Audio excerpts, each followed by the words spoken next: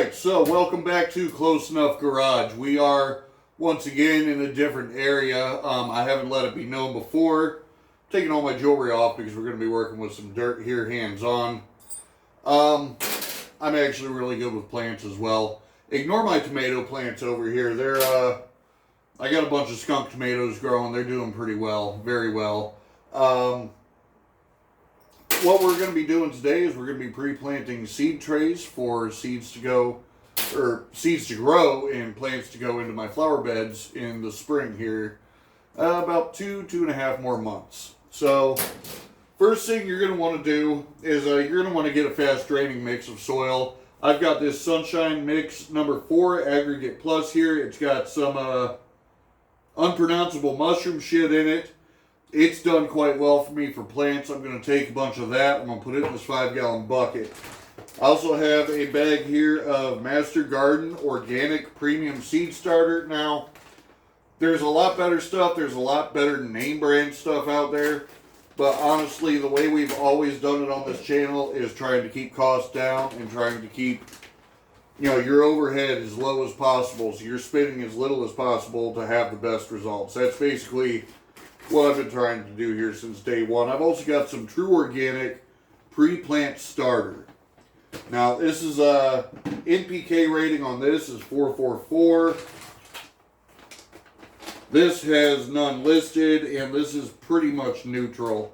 What your NPK rating is nitrogen, potassium, and phosphorus.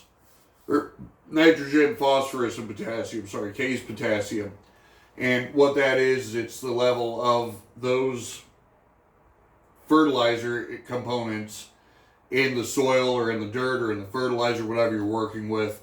Now, being as there's a lot of types of flowers out there, a lot of types of plants, we're doing perennials here. I want to work with perennials only because I want to save future headaches from replanting and digging around and just have to remulch everything and watch it all grow and spread over the years. That being said, you can go ahead and get one of these 35 flower seed packs online for pretty cheap. This one's got a date on it, packed for 2026. With a lot of things like this, older seeds will grow. It depends on how they're stored, dude. You can get seeds that'll grow that are 50 years old, 100 years old, but the viability count goes down. So if you get fresh seeds, you could be looking at, 90% germination or higher than that. And as they get older, that amount goes down. So, you can get 100-year-old seeds to go ahead and grow. But your chances of all of them popping and producing plants is going to be a lot lower. So we got our main dirt. I got this. I'm going to mix about 1/3 of this in, like 1 part this to 2 parts this, and then just throw a little bit of this shit in there with it. I'm not getting too particular with measuring. Basically, I've been growing plants already by using only this and some special fertilizers and just sticking the seed right in and taking care of it for a few days to a week until it pops up over the surface. It's been a great method for me. When you're working with these flowers, though, we're going to go ahead, because we're doing a lot of them, we're going to put them in these seed trays. Now, in the efforts, in the theme of keeping costs down, you can get 72 cells here, a nice humidity dome, and a bottom tray for all those cells to sit in for about $5 at your local hardware store. At least that's what I paid for these. They've got nice drainage holes in the bottom.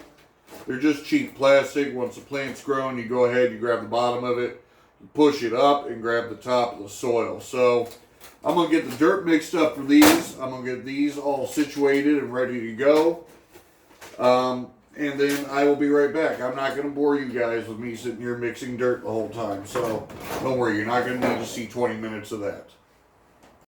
Alright, so I got this bucket mixed up. It's nearly full. I wasn't actually sure how much of this is going to take. So what I'm going to do is I'm going to go ahead and fill these.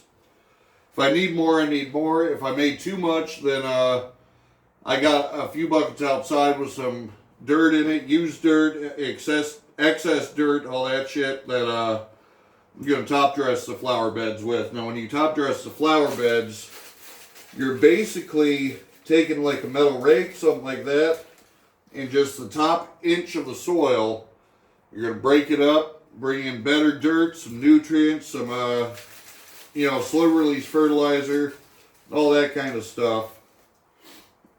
And you're going to just throw all that out there and then rake it in, mix it in with the soil. That way it gives everything a better head start.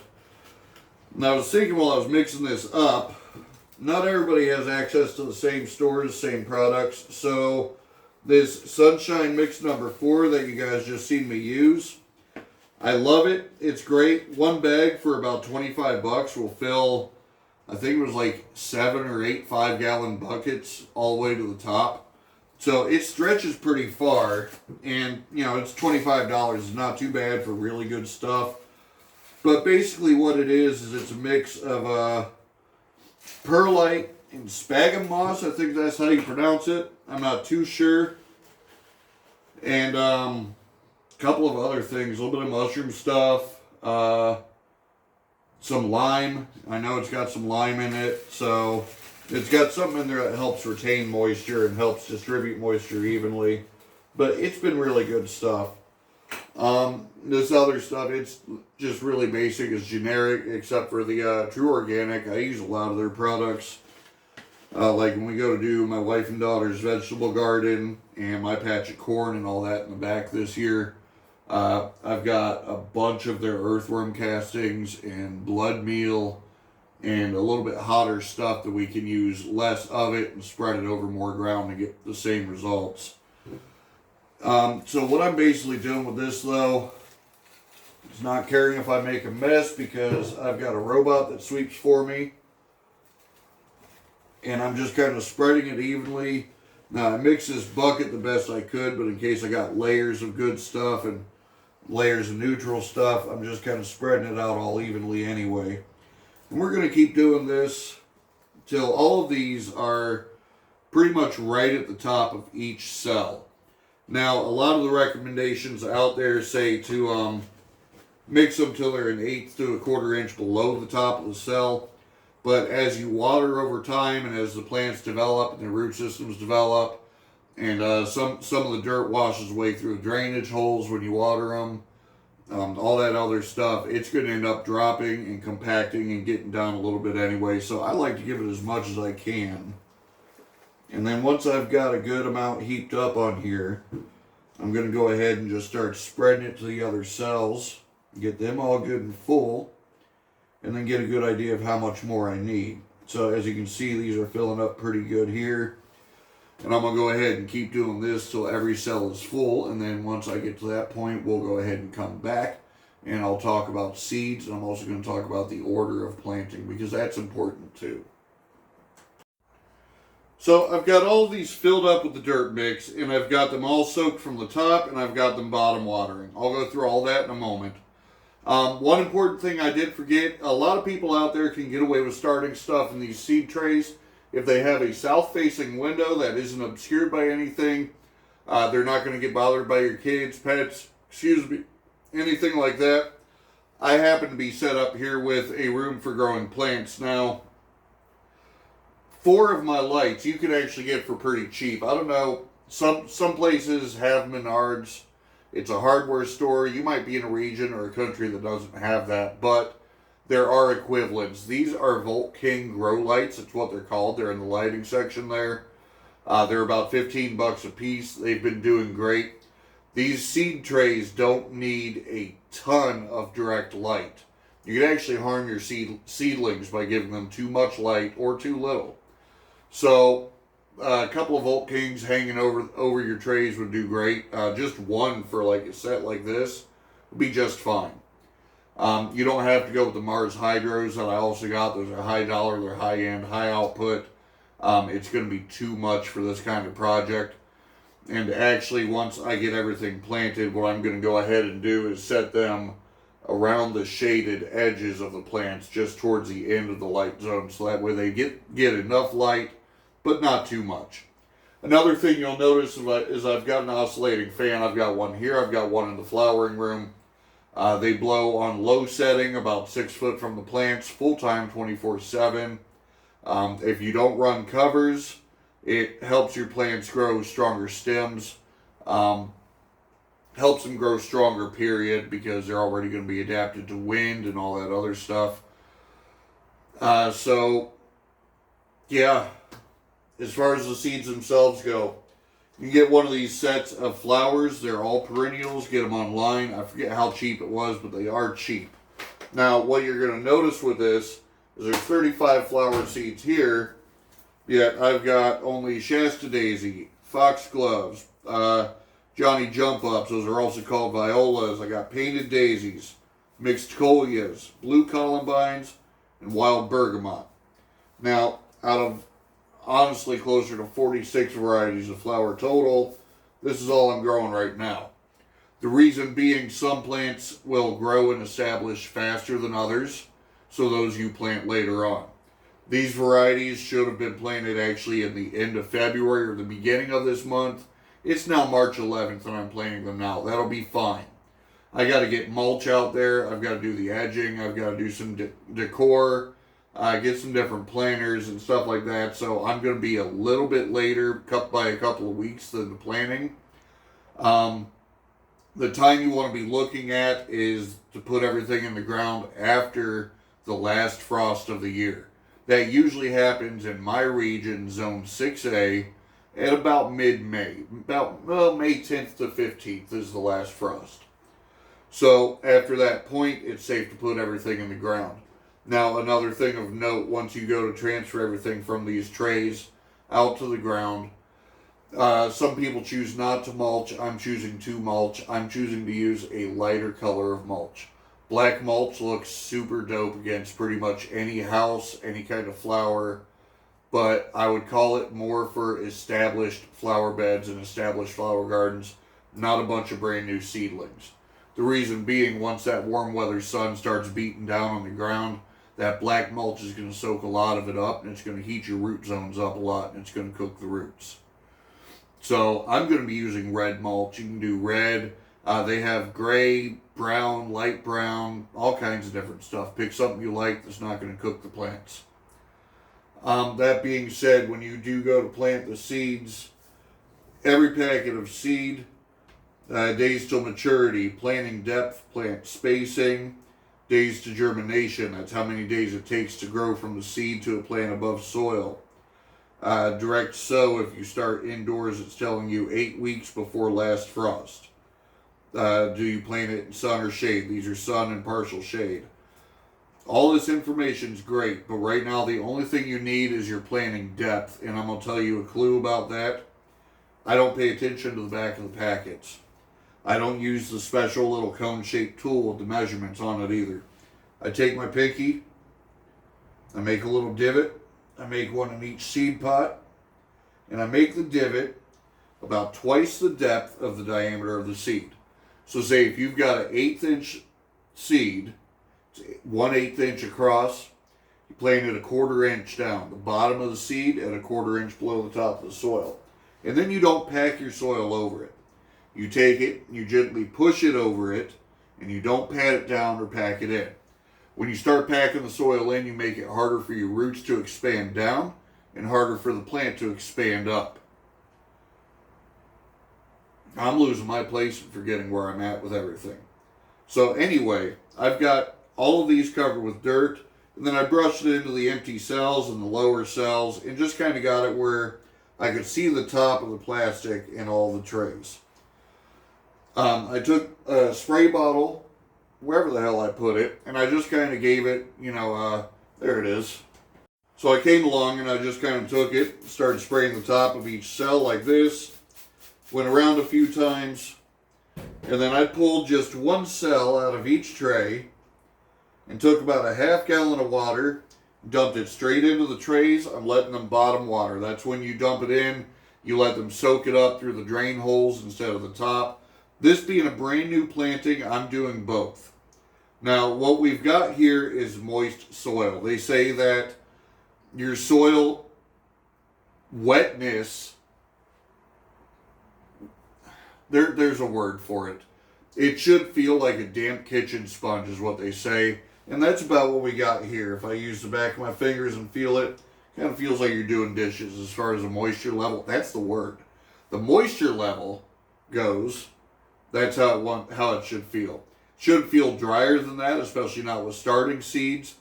And it really shouldn't feel soupy. It shouldn't be wet on top. You shouldn't see it shining on top like there's standing water. Shouldn't be swampy. If you get it too damp, go ahead and pop the seeds out, or pop the seed trays out. Put them in a wash basin. Put them in a bucket, wherever you can, to just kind of let the excess moisture drain out of it for a day, and then come back and do it again when you got the right amount. That being said, I'm going to go ahead and start planting seeds. I'm not going to have you guys sit here and watch me plant, what's 72 times 3? 116 seeds? 216 seeds. I don't know. Math isn't my strong suit. That's why I do this kind of shit. So I'm going to go ahead and get those done, and I'll show you more about labeling and where I'm going to place them to get the right amount of light. And then the final tips like your humidity dome and stuff like that. Alright, so I don't know if you can see them very well, but there are, well, you can't see them in these because they're covered. These two cell groups here. See, you just gotta knock the dirt over the top of them. They're all planted with Shasta daisies. Now, a couple more tips. These are very small seeds. So, I got more than one per slot. Some of them have 4, some have 5, 6. There's all kinds in here. Some of them's having a party. They got 9 or 10 in there because I got excited. So, I can pretty much guarantee that every slot is going to have some daisies growing. Some of them more than one, and that's fine. If they don't seem to be getting along, I'll handle that too. Now that I've got them planted, I'm going to get my spray bottle. Just plain water. And go ahead and give it a little bad cat. You know, hey, get the hell out of there. So, same way you treat a cat that ain't listening. Get the tops moist, gets the seeds a little bit wet. I haven't even started that one yet. I'm already over there. Now with these clear domes here that I've shown you already, you're going to put them over the seeds that haven't germinated yet. So these brand new seeds, they're going to get clear domes because they keep the humidity in there. They keep you from having to water them and soak them and drench your seeds and kind of ruin your little crop here. Now they also come with plant tags. So what I'm going to do with these, I'm going to write Shasta Daisy in my horrible handwriting, but that's okay. I know what it says. So I got it on there. I'll go ahead. I've got these 2 trays filled, so I'm going to point the label that way. Now we've only got to use 2 labels for this whole thing. And I'm going to go ahead and do the same thing I did for some more. Now I did a little bit of math while we were off screen, surprisingly. And it looks like I can do 5 of these 6 cell clusters of each plant for right now. If I gotta go and get more of these seed trays too, that's not a huge deal. They're $5 a piece. So I'm trying to think of any more tips at all I can give you, and I can't. So we're gonna go ahead and cut this video. We'll get some more planting done. One more tip, yes. Not all of your plants are going to be seeded in this manner. Some of them you're actually going to wait until May and go ahead and stick the seeds straight in the ground. Other ones, different varieties of poppies and stuff, you can actually throw them in a snowbank and then just leave it be, and they'll bloom in the spring. So what we're going to do is we're going to finish up these ones here that need it done, and I will be back. Here's what I was talking about with tiny seeds. Each one of those little black dots is a colia. A colia is a very fancy looking, all leaves, no flowers, but they make great decorations too. They'll actually get quite large too. But that's their little tiny seeds. You're starting lives in your yard, lives even, from just these little tiny things to make your house look beautiful. I think that's pretty cool, man. Okay, so I do have one tray done. We have Shasta daisies here, we have Colias here, and then 2 trays of bergamot there. I've got 3 more over here. We're going to take one of these humidity domes. As I said, these go on to lock humidity in while your plants are germinating. Germinating is getting ready to pop above the soil. So these just kind of sit on. Now, once about 75-80% of your plants are actually popped up out of the soil, go ahead and take the dome off and leave it off. They don't need it anymore. You'll induce leaf rot if you get too much humidity. Right now, that's what they want. So, I've got this ready. I'm going to get these other 2 done. I still have a bunch of extra dirt. What I'm going to do is take that, rake it into about the top inch of soil out there in my flower beds, and kind of mix it around, kind of amend the soil with the good dirt. I got a few more buckets and bags outside waiting for that already. I'm throwing some different slow release fertilizers and stuff like that out there too, and then plant the plants and cover it all in with mulch. Probably do about 2 or 3 inches of mulch, I figure. So I'm going to get these over there, and then we'll get all this finished up. Okay, so we've got everything planted. It's all marked. They're all ready. This isn't going to be the final place that they all sit, but they are all going to sit right out about here where they're getting plenty of light from above. Not too much shade like this one, and not too much direct light.